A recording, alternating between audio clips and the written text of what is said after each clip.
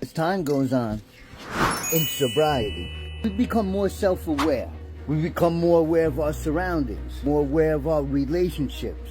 When we start to get honest with ourselves, we can honestly see other people. We see the true colors in other people. That gift of honesty, truth, being true to ourselves, true to our word. Getting honest with myself was one of the hardest things I had to do. Because I had to come to terms that I was a junkie, I was a drug addict, and I needed help, and I had to ask for help. Who the hell wants to ask for help?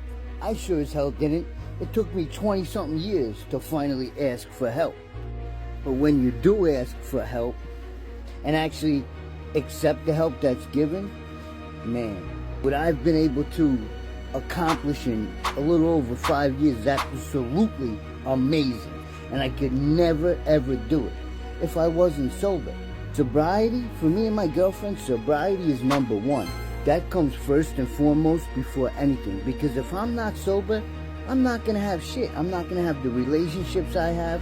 I'm not going to have the people I have in my life. I'm not going to feel the way I do.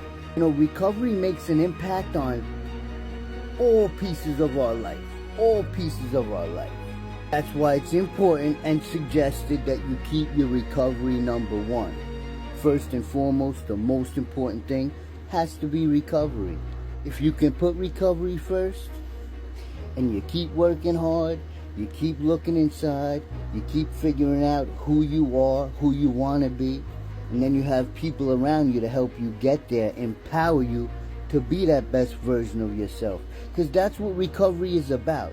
It's about us blooming into the people that God intended us to be. And it takes work, it takes effort, it takes dedication and discipline. But if you put that work in, you can have a life beyond your wildest dreams. I'm living proof.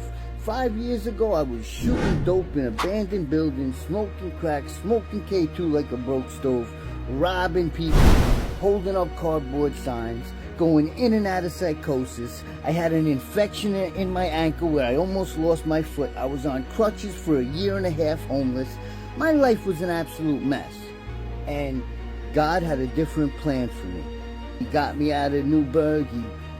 Some amazing things happened to me. I started to take suggestions. I started to ask for help and accept the help that was given.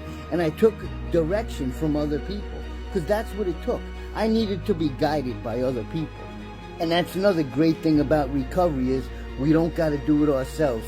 There's tons of support groups out there. There's tons of coaches, counselors, rehabs, AA, NA, Smart Recovery. So many different online recovery groups you could be a part of. It's all about the support.